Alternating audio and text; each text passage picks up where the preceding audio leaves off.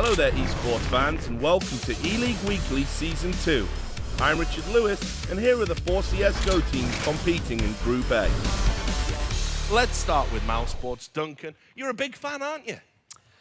Of one of the players of the team, yeah. I'm a big fan of Nico. I think he's a very good player. Unfortunately, their team has been a team that has really struggled to find whatever they needed to get to that next level. I mean, we know they actually had their big result in E-League. That was the one tournament where it came good, 250k tournament. They made it top 4, but unfortunately, some of the factors surrounding that, I mean, first of all, that was with the old lineup with Next, which has now changed twice over, obviously, and then secondly, that was when they had Cassard as their in-game leader. Now, first of all, for people who aren't aware, you can no longer have in-game leaders who call the whole time, who are coaches, so that's gone. He's no longer actually part of the organization.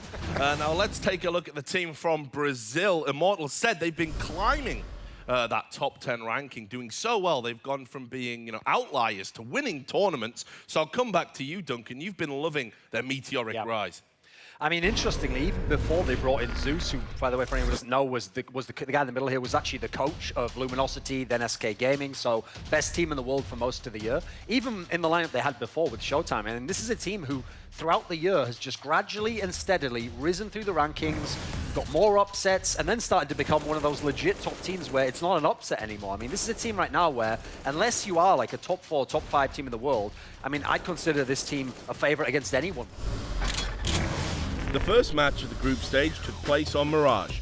It featured the Brazilian squad Immortals taking on Europe's mousesports. Immortals took the opening pistol round, but then mousesports grabbed control and held a commanding 6-1 lead. Chris J is going to wait for no one. He is on fire today. By half-time, the European squad led 12-3.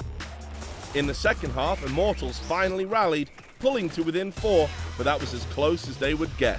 mousesports captured the final 3 rounds to close out the victory. What an amazing match for mousesports, 16-9. They had a little bit of trouble to close it maybe at the end, but that first half was just too strong. mousesports moved on to the winners match. There they would compete against the winner of match 2 between Cloud9 and FaZe Clan. First of all, Jason, why don't you tell us about Cloud9? Yeah, Cloud9, I mean, this has been a spectacular run of form that they've been on. I mean, dropping Northern Arena was a little bit heartbreaking, but since then they've gotten some top 4 placings at some top international events. But obviously, I mean, coming in, it's Stewie and Automatic who have really taken control of this team. Surprising from Automatic just because he came in as more of a role player, came in to fill a specific niche that he needed within the team. And now he's just become, just an extremely strong fragger, extremely strong player. But everything that they do is basically off the back of Stewie. They mentioned he's the in-game leader. He's also usually, the first one coming in. He's the guy who's going to try and make that first play to open something up. Highly aggressive player, but extremely skilled. And what this is allowed to do is give someone like Nothing that time he kind of needs to get into the game. He can be that 3rd star. He's not expected to be the superstar every single time. It provides space for Skidoodle with an op to be a little bit more passive. So he's been a big key to unlocking this team, and then Automatic coming in has just provided a little bit of extra power. FaZe, tell me about them. They're a big name team in terms of the organization. Some of the players here have been star players, have had fantastic runs at majors, had big performances, etc. But as a group, they've been incredibly underwhelming. This is a team that has never gotten out of a group stage as FaZe in 2016. They always lose out there. They're famously good for, one map, good for an upset, but they don't win best of 3 series against top 10 ranked teams. The second match of the group stage took place on Train between the American squad Cloud9 and the Scandinavians of FaZe Clan.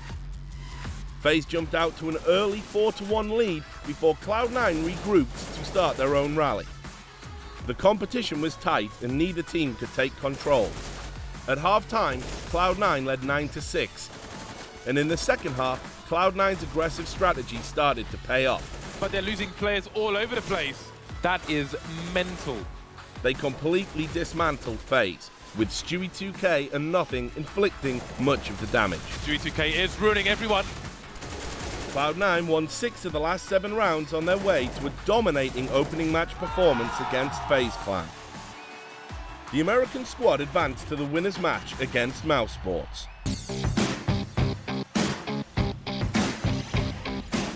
Hey, it's Moses here at E-League. I'm sitting down with Chris J of Mouse Sports, the sniper of the team. How's it going? How have you been? I'm good, man. I'm really happy to be back at Eleague, and yeah, I'm feeling great.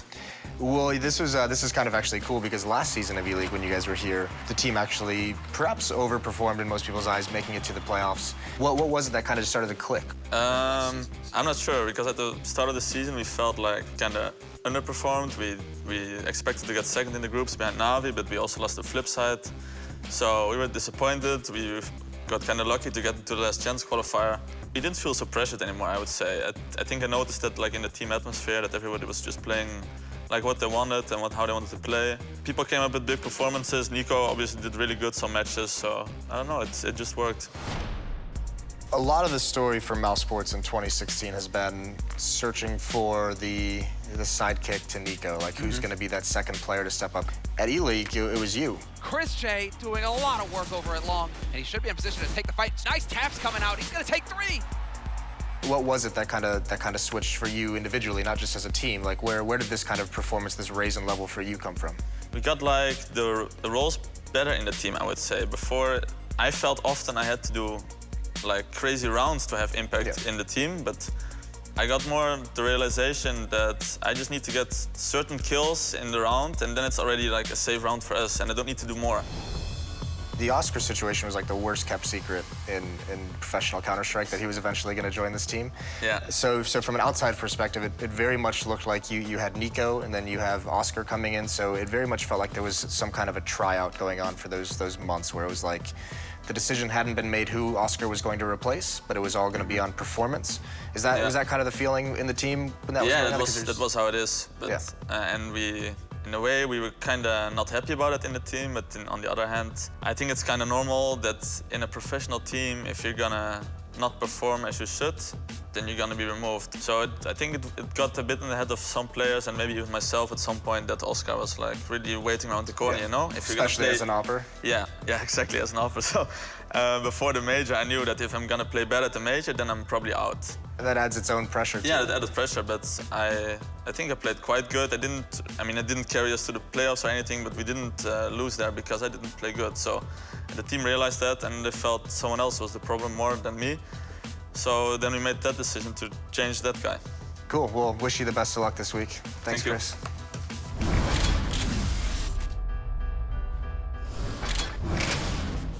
The third match of Group A was the winners' match. It featured the 2 victorious teams from the group stage. The winner of this match would automatically advance to the playoffs in December. Cloud9 wasted no time jumping out to a 3-0 lead, but Mouse Sports were wisely saving their money for their own assault. They took the next 4 rounds and led 4-3. During the first half, the action was brutal, with neither squad leading by more than 2 points. Only 20 seconds have passed, and we've got players dying all over the place. The halftime tally was Mouse Sports 8, Cloud9 7. That's a nasty surprise. At the start of the second half, Mouse Sports switched over to the terrorist side and took 5 of the first 6 rounds. It looked as though they would cruise to victory, but Cloud9 had other ideas. They stormed back with 7 consecutive wins for a 15-13 lead. Cloud9 only needed 1 more victory to move on to the playoffs, but they were running low on ammo and cash. Mouse Sports won the next 2 rounds and tied the match.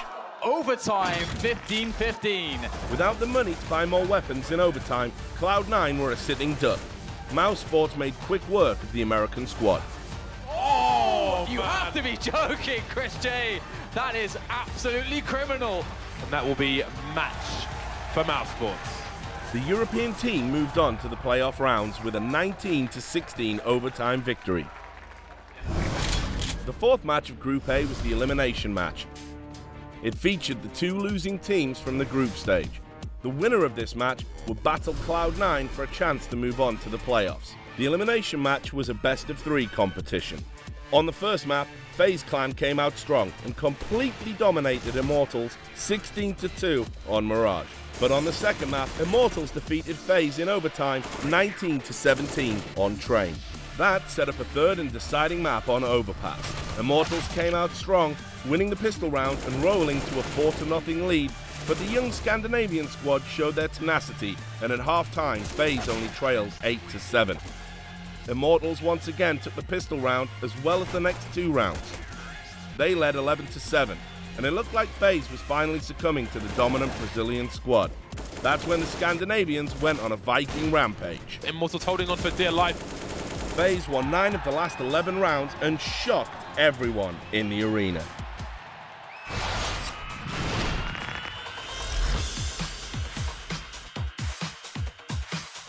My name is Michael Gzeszek, and my in-game alias is Shroud. What? A burst fire kills. What a fantastic start. Shroud is going to get the tag on a Fur. The spray down Shroud, picking up a triple. I don't really entry frag, I don't in-game lead. I kind of follow up behind the entry fragger, and I just support the team in a sense, so that's my role. Shroud is the one to make the difference. It was basically the Shroud show. Being the top 10 teams right now, it feels great.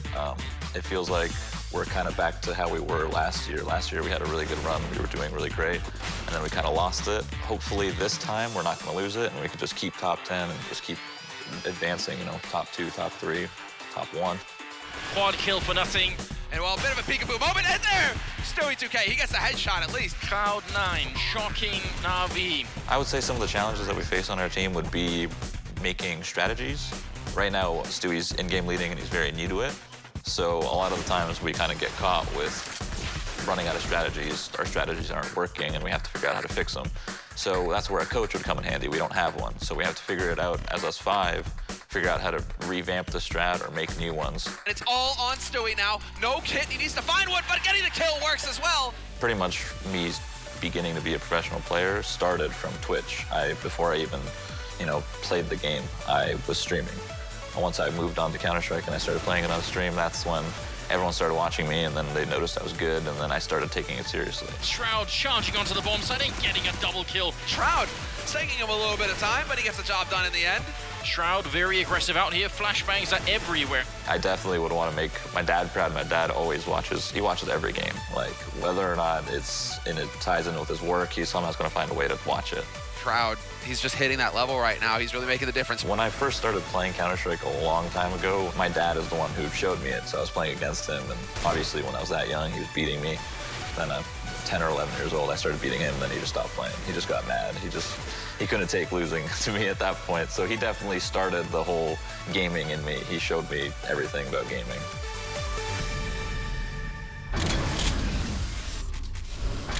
The 5th match was the final match of Group A. The winner moved on to the playoffs, the loser eliminated. FaZe took the opening map 22-20 in a double overtime on Mirage. Then Cloud9 tied up the match with a 19-17 overtime victory on Train. That set up a 3rd map on Overpass. Right from the start, FaZe steamrolled Cloud9, taking 8 of the first 10 rounds and leading 12-3 at the half. This is just the wrecking ball, just tearing through the entire defensive line until no one's left standing in a matter of seconds. Cloud9 rallied in the second half, but they were simply too far behind to catch the Scandinavian squad. That concluded the Group A competition of Eleague. Mouse Sports and FaZe Clan have moved on to the playoffs this December. Join us after the break when 4 new teams compete in Group B.